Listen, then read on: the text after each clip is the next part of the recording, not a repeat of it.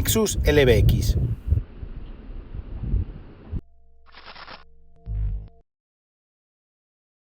Hola a todos, bienvenidos a Kilómetro 77, bienvenidos a otro capítulo de nuestras pruebas de esquiva y slalom.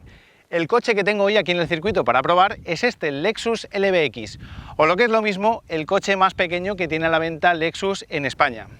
Como veis, es un SUV, mide 4,19 metros de longitud, ya os dije que era pequeño, y está fabricado sobre la misma plataforma que Toyota utiliza en los Yaris y Yaris Cross. No obstante, este es un coche con un planteamiento, digamos, distinto, un poco más lujoso, con materiales de más calidad y con más posibilidades de personalización. El sistema propulsor solo hay uno, también es el mismo que Toyota utiliza en los Yaris y Yaris Cross, aunque en este caso da 136 caballos en vez de 131, entre otras cosas porque tiene una batería ligeramente distinta. Por lo demás, caja de cambios, como suele ser habitual en este tipo de sistemas híbridos no enchufables, es un engranaje planetario, que cierto es que su funcionamiento recuerda a los de variador continuo, pero estructuralmente son distintos. Tracción delantera, hay versiones de tracción total, pero no es el caso, y llantas 18 pulgadas, 225/55, y los neumáticos son unos Yokohama Advan V61.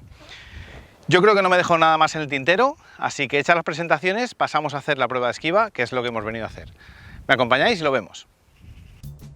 Pero antes de entrar en materia, quiero hablaros un poco más sobre la gama de este LBX y sobre sus alternativas. Como os he comentado, solo hay un sistema propulsor, uno híbrido no enchufable de 136 caballos que va siempre asociado a una caja de cambios automática. Lo que sí se puede elegir es entre tracción delantera o un sistema de tracción total peculiar.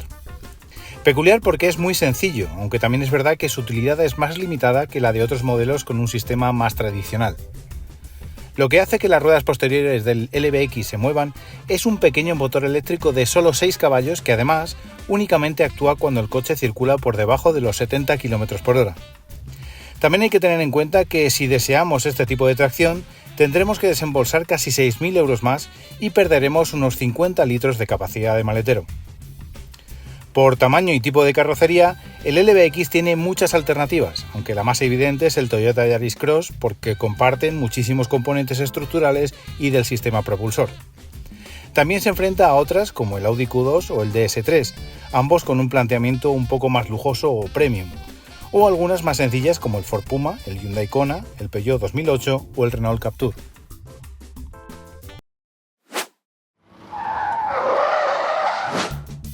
Esquiva.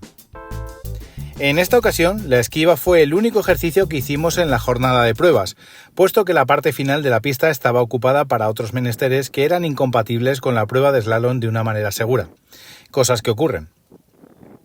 Pero ahora sí, nos centramos en la maniobra de esquiva. La primera de las pasadas fue muy por encima de la velocidad que tenemos como objetivo, porque en esta ocasión la zona de aceleración que utilizamos era distinta a la habitual y nos costó coger referencias. La hicimos a nada menos que 81 km/h y no fue buena, pero las sensaciones sí que lo fueron. Pues primera pasada con este LBX no ha sido buena, he tirado varios conos, pero ciertamente el coche no ha hecho ningún extraño, sí que ha habido bastante subviraje, sobre todo en el segundo tramo, y eso me ha impedido encarar el último de manera correcta. Yo creo que es cuestión de afinar, pero en principio las reacciones han sido bastante fáciles de controlar, así que vamos a ver a otras velocidades qué tal lo hace. Vamos allá. Tras unas pocas pasadas más, logramos hacer varias buenas, la mejor de ellas a 75 km/h, que es un dato correcto. Pero más allá de las cifras en frío, lo verdaderamente importante es cómo lo hizo en el coche en el transcurso del ejercicio. Y como avanzamos desde el principio, no hubo ninguna pega. El balanceo llegó a ser moderado en algunos momentos y el subviraje también, pero al volante la sensación predominante fue la de control de la situación y facilidad para guiar el coche. Ni en esta ni en otras pasadas advertimos movimientos extraños o rebotes que desconcertasen al conductor, pero sí un control de estabilidad muy intrusivo que, no obstante, fue determinante de cara a facilitar la labor al volante. Una puesta a punto conservadora e ideal en este tipo de vehículos de planteamiento familiar. Otras pasadas a más velocidad fueron fallidas, bien porque el deslizamiento lateral de las ruedas era ya notable o bien por errores de cálculo por nuestra parte. Sea como fuere, el coche reaccionó de una manera muy parecida a la descrita para anteriores pasadas. movimientos suaves y predecibles, balanceo y subviraje moderados y un control de estabilidad muy restrictivo que reducía mucho la velocidad de avance a la vez que facilitaba la labor al conductor. Todo muy sencillo al volante. Pues ya habéis visto los resultados de este ejercicio con el Lexus LBX y lo cierto es que ha ido todo bastante bien. No lo ha pasado a una velocidad excesivamente alta ni excesivamente baja, ha hecho normal y las reacciones han sido muy fáciles de controlar. La verdad es que desde el principio me he sentido muy cómodo al volante. Sí que es cierto que el coche balancea un poquito y que en algunas situaciones pues el subviraje es más alto del que uno se espera.